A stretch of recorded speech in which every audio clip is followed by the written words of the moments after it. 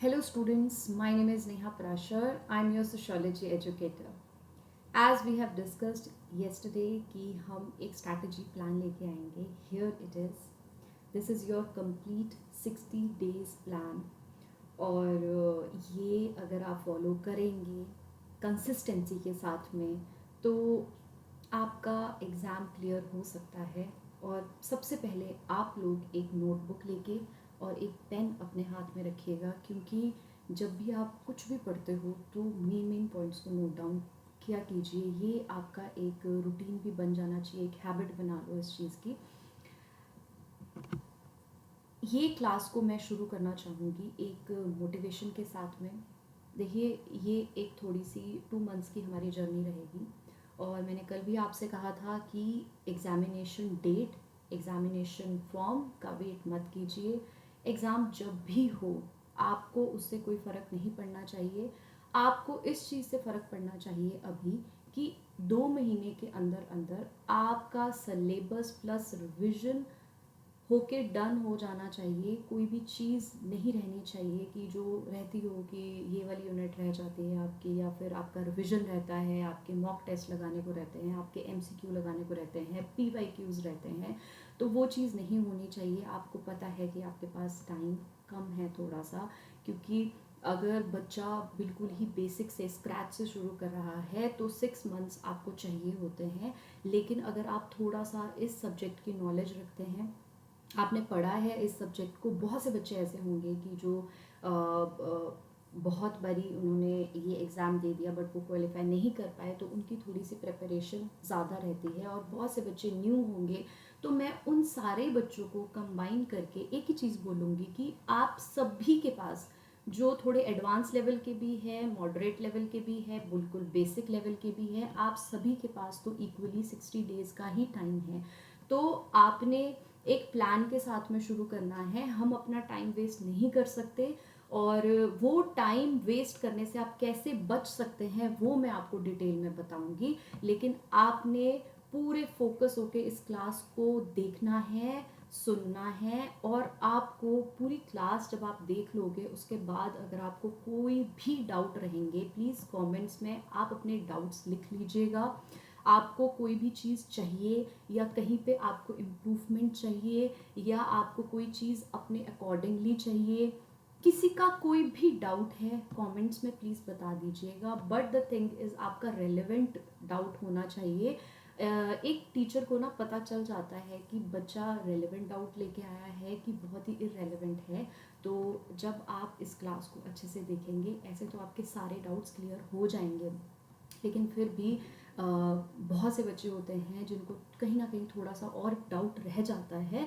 तो आप कमेंट्स में मुझे बता सकते हैं कि आपको कोई भी डाउट है, तो मैं उसके अकॉर्डिंग जो है नेक्स्ट क्लास को प्लान कर सकती हूँ, या आपके नेक्स्ट क्लास में डाउट्स को रिजॉल्व कर लेंगे हम। सो success does not come from what you do occasionally, it comes from what you do consistently।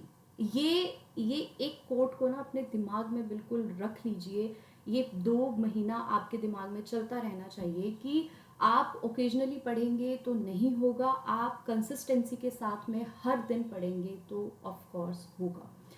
60 days का डिसिप्लिन, जो आपका 60 डेज का डिसिप्लिन है, ये आपकी एंटायर लाइफ को चेंज कर सकता है। ये मैंने यहाँ पे क्यों लिखा है, क्योंकि आपने अगर ये 2 महीना अपने लिए दे दिए, आप सोशल लाइफ से कट ऑफ हो जाइए। मैं आपको सीरियसली ये चीज़ बोल रही हूँ, बिल्कुल कट आउट कर लीजिए और अपना 2 महीना सिर्फ खुद के लिए दीजिए। क्योंकि अगर आपका जे आर एफ क्वालिफाई हो जाता है तो एक तो आपको फेलोशिप मिलती है, ठीक है।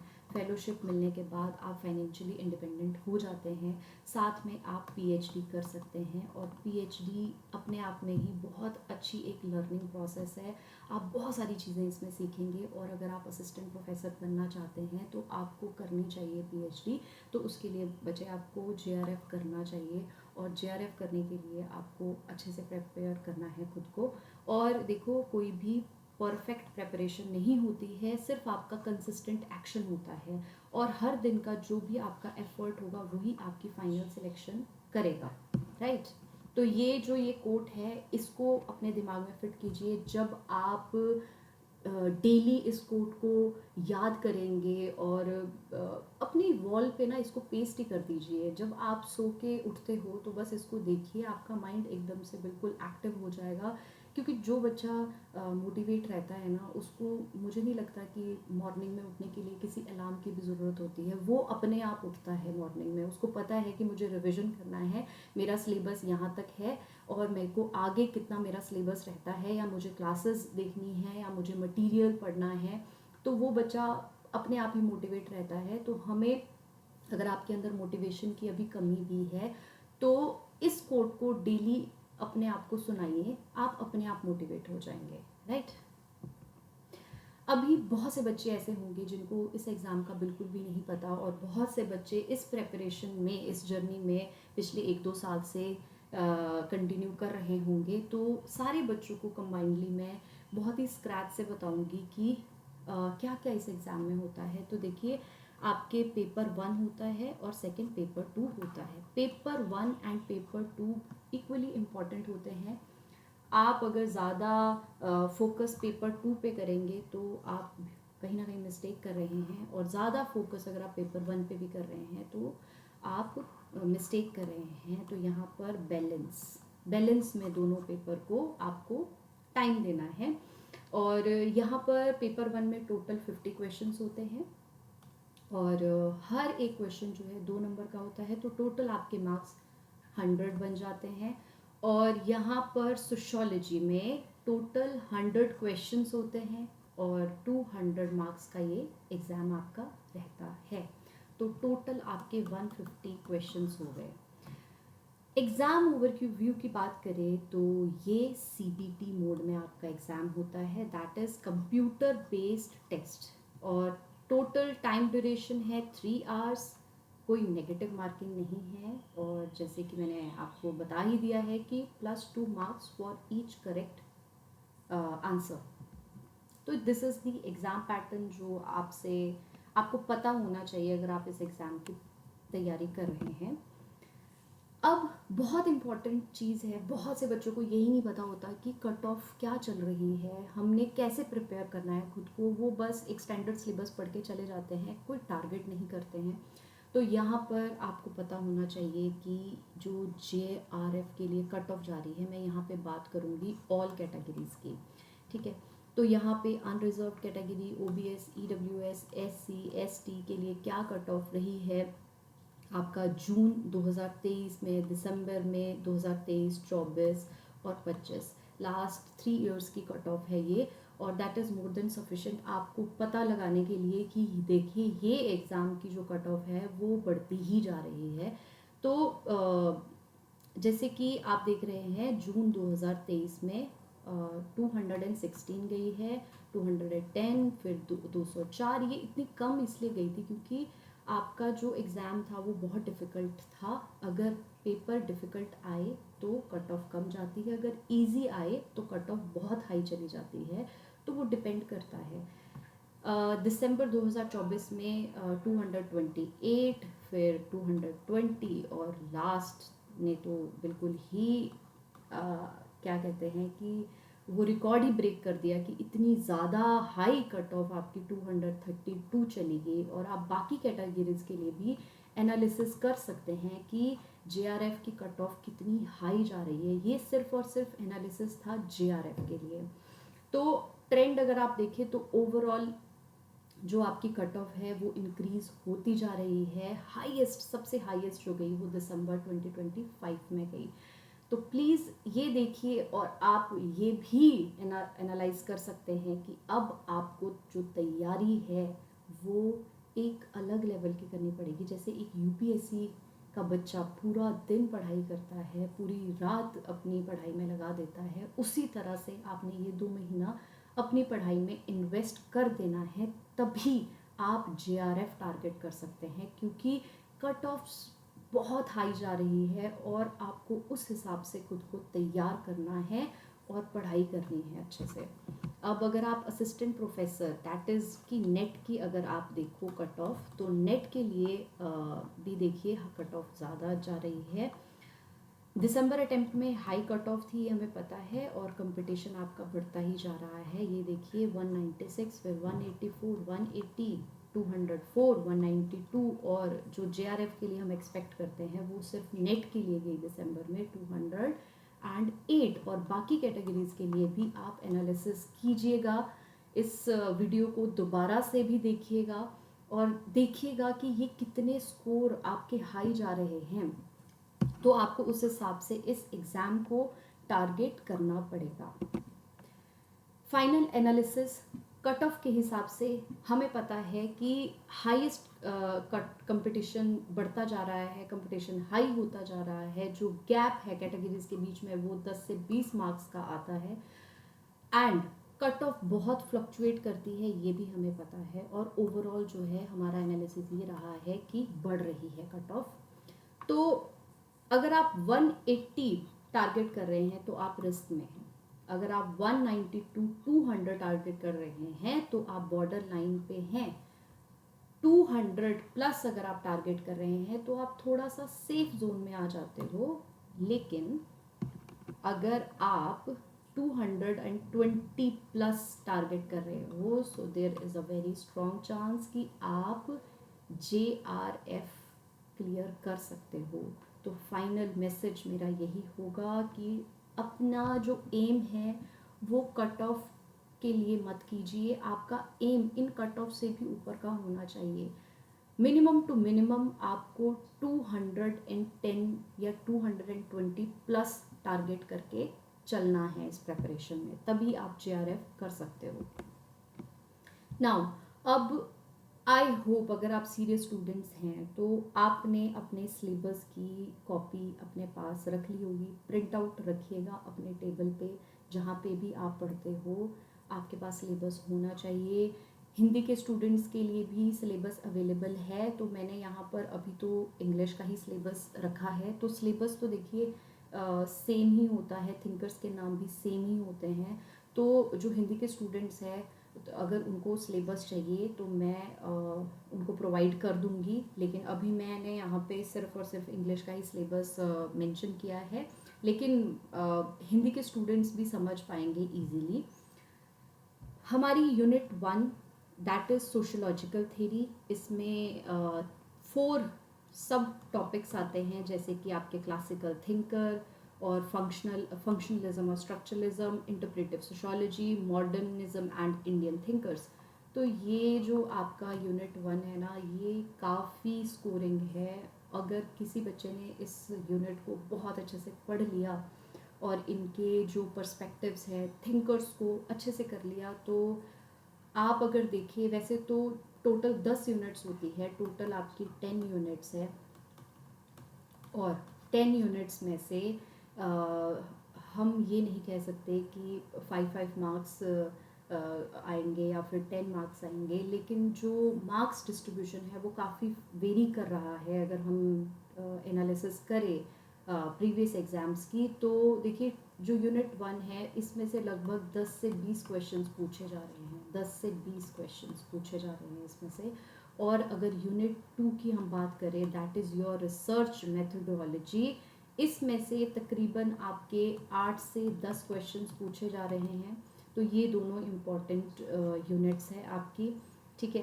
तो रिसर्च मेथडोलॉजी में आपका जैसे साइंस एंड एपिस्टेमोलॉजी रहता है, हाइपोथेसिस रहता है, क्वांटिटेटिव और क्वालिटेटिव मेथड्स रहते हैं, टेक्निक्स पूछी जाती है आपसे कि सैम्पलिंग क्या होती है, इंटरव्यू क्या होता है, एनालिसिस, ये सब पे क्वेश्चंस पूछे जाते हैं। तो सिलेबस को बहुत बहुत अच्छे से पढ़ना है आपने और सिलेबस के अकॉर्डिंग ही चलना है। यूनिट 3 अगेन वेरी स्कोरिंग, बहुत ज़्यादा स्कोरिंग है ये भी। अगर आपने यूनिट 3 को बहुत अच्छे से पढ़ लिया तो उस बच्चे के बेसिक्स तो बिल्कुल ही क्लियर हो जाते हैं, और यूनिट 3 के जितने भी कंसेप्ट्स हैं वो हर जगह अप्लाई होते हैं आपके।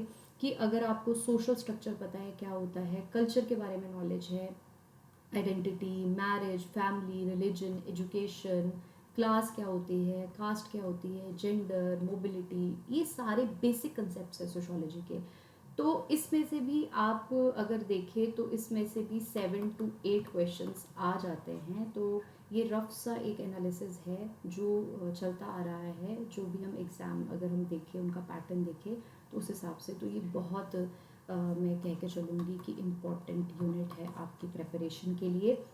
और अब यूनिट 4 में अगर हम देखें तो यूनिट 4 में भी तकरीबन ये पूरी यूनिट आपको 6 टू 7 क्वेश्चंस इसमें से पूछे जाते हैं। एग्रेरियन स्ट्रक्चर क्या होता है, पेजेंट मूवमेंट्स क्या होते हैं, rural change, migration, urbanisation, slum, middle class, ये सारी चीज़ें जो है आपके बहुत इंपॉर्टेंट है और 6 टू 7 क्वेश्चंस इस यूनिट्स में से आते हैं।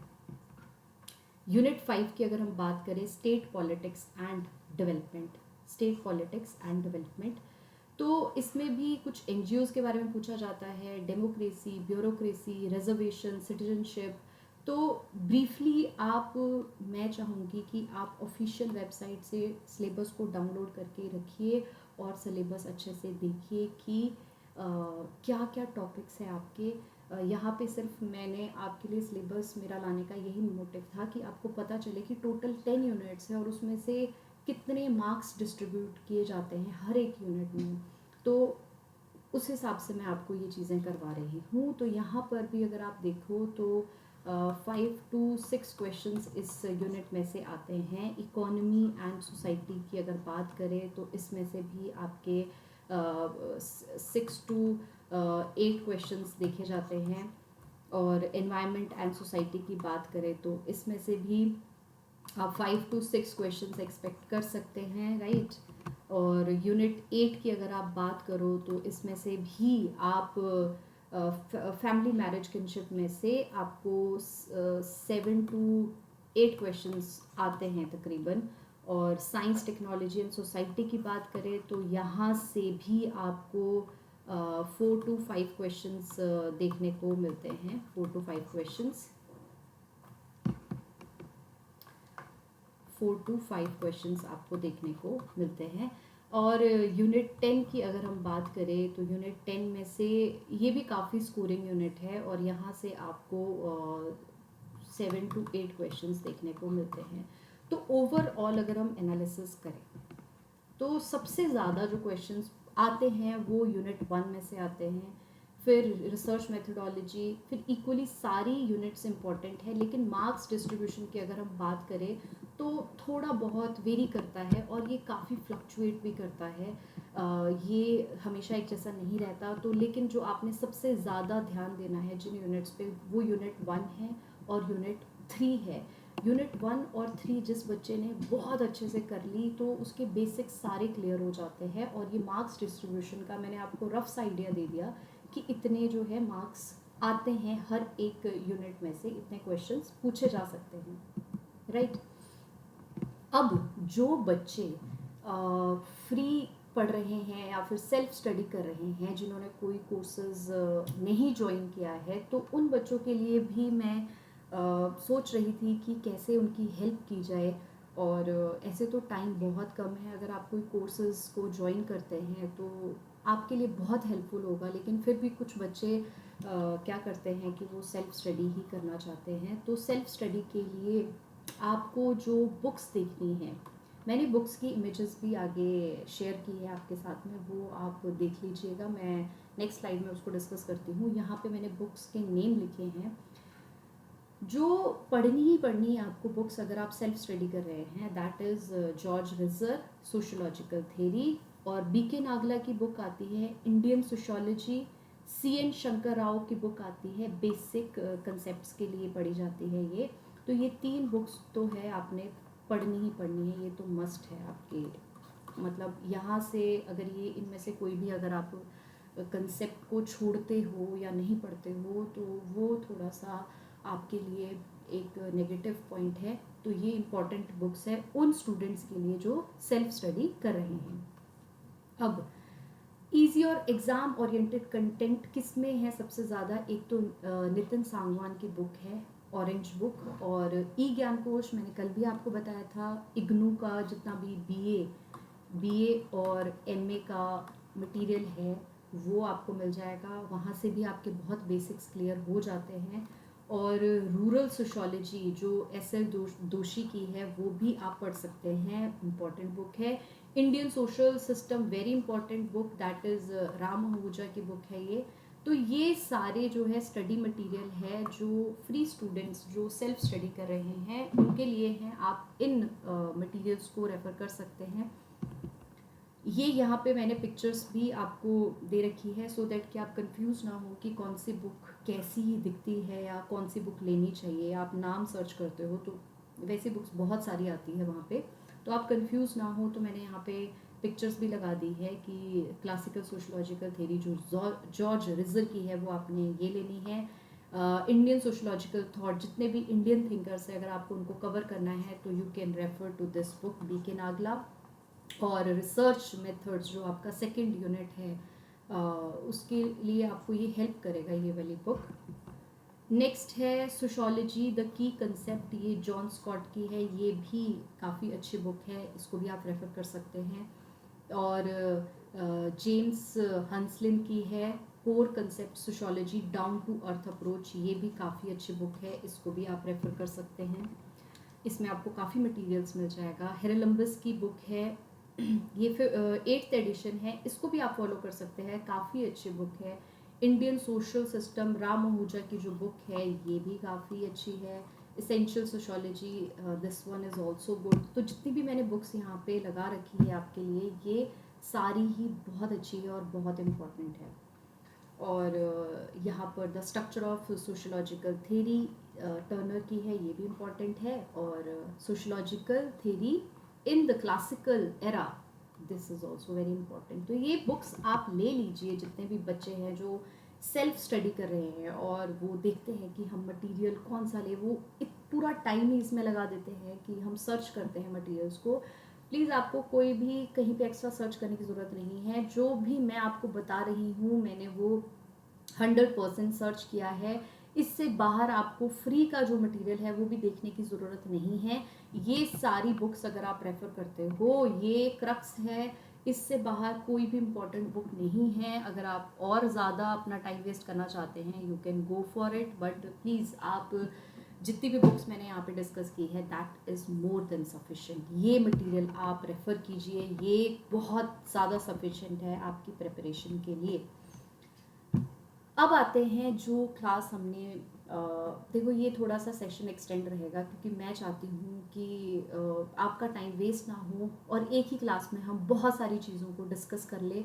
मैंने सोचा था कि बुक लिस्ट के लिए मैं अलग से वीडियोस लेके आऊँगी आपके लिए, बट नहीं, क्योंकि हमारे पास टाइम कम है। मैंने और भी बहुत सारी चीज़ें आपके लिए सोच के रखी है, तो मैं चाहती थी कि ये दोनों सेशन एक ही सेशन में एक ही क्लास में ख़त्म हो जाए, आपका टाइम वेस्ट ना हो इसलिए। अब मेन बात आते हैं कि मास्टर प्लान आपको क्या करना है 60 डेज़ के लिए। देखो 60 डेज़ हम इसलिए बोल रहे हैं बार बार क्योंकि आपको अगले 2 महीने में अपना सिलेबस ख़त्म करना है। आपको ये नहीं देखना है कि कब एग्ज़ाम डेट होगी और कब एप्लीकेशन फॉर्म निकलेंगे, नहीं, आपको सिर्फ 2 मंथ्स का प्लान लेके इस चीज़ को कवर करना है। पहले आता है फेज़ 1, फिर आता है फेज़ 2, फिर आता है फेज़ 3। देखिए फेज़ 1 जो होगा आपका वो पहले 40 दिन है, मतलब आप 1 अप्रैल से भी, वैसे तो कल से शुरू कर दीजिए, 1 अप्रैल से लेके मैंने देखा है इसको कि अगर 40 दिन पहले जो 40 दिन है वो उसमें आपको अपना सोशोलॉजी का सिलेबस फिनिश करना है। ये अपनी नोटबुक में लिख लीजिए कि फर्स्ट फेज़ 40 डेज़ में आपको सिलेबस जो है फिनिश करना है। उसके बाद आएगा सेकंड फेज़ जिसमें आपके होंगे टोटल 15 डेज़। इसमें आपको रिविज़न, PYQs और MCQs ये सारी प्रैक्टिस करनी है।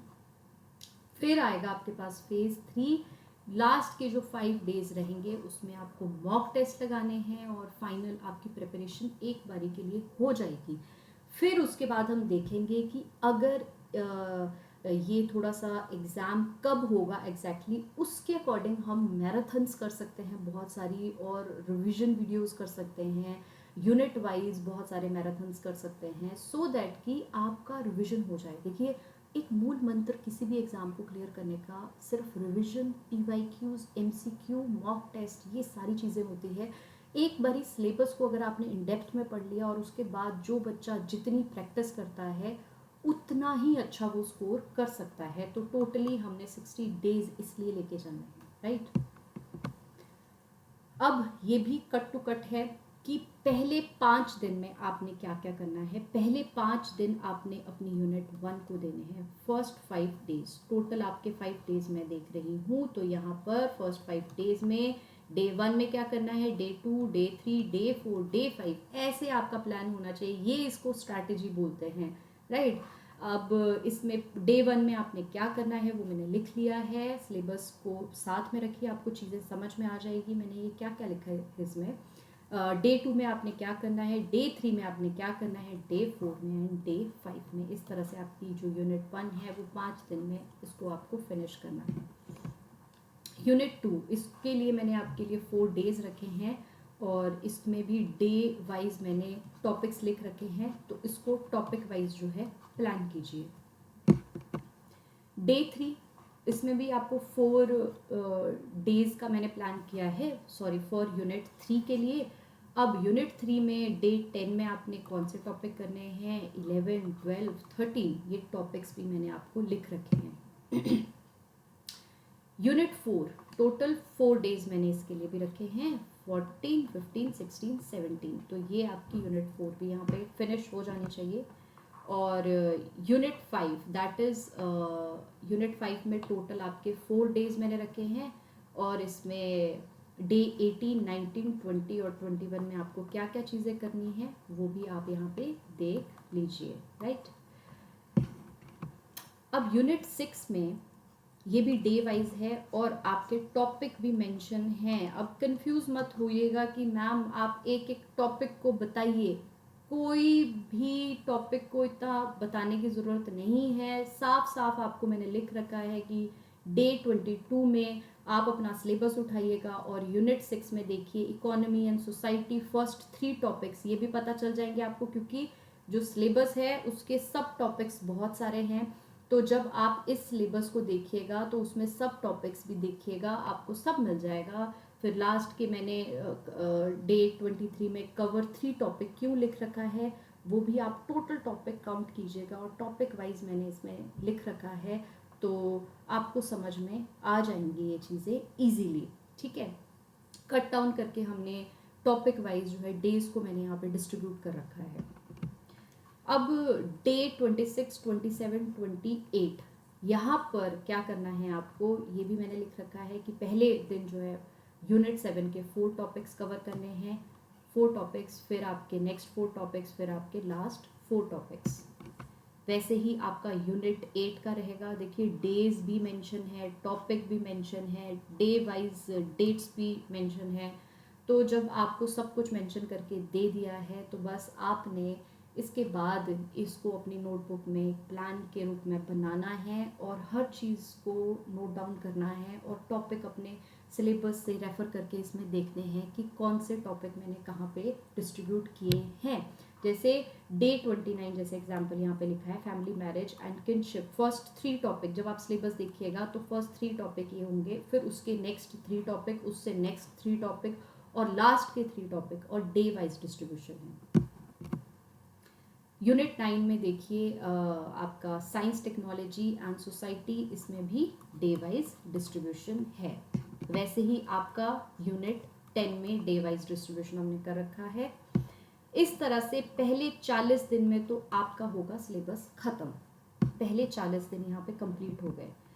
अब आते हैं लास्ट के जो 15 डेज, इसमें आपने क्या करना है, डे 41 to 45 में 1 to 3 यूनिट्स को रिवाइज करना है, फिर 4 to 6 यूनिट्स को, फिर 7 to 10 यूनिट्स को। इस तरह से आपका रिवीजन प्लान होना चाहिए लास्ट के 15 दिन का। This is your revision plan. पहले 40 दिन में सिलेबस फिनिश, फिर उससे नेक्स्ट 15 डेज आपका रिवीजन प्लान, और उसके लास्ट जो 5 डेज रहते हैं वहाँ पर आपके फुल मॉक टेस्ट और लाइट रिवीजन लास्ट में और फाइनल रिवीजन। ये आपका पूरे 60 दिन का syllabus, revision, mock test, PYQ, MCQ cut down करके फुल सिलेबस मैंने यहाँ पे आपके साथ डिस्कस कर दिया है। आई डोंट थिंक सो कि किसी भी बच्चे को कोई प्रॉब्लम आएगी इसके बाद, क्योंकि पूरा सिलेबस आपको मैंने कट डाउन करके, मटेरियल सब कुछ प्रोवाइड करके, बुक्स के नाम लिख के, उसके इमेजेस भी आपको शेयर करके, और सिलेबस का पैटर्न क्या है, कट ऑफ क्या है, everything is mentioned in the slide.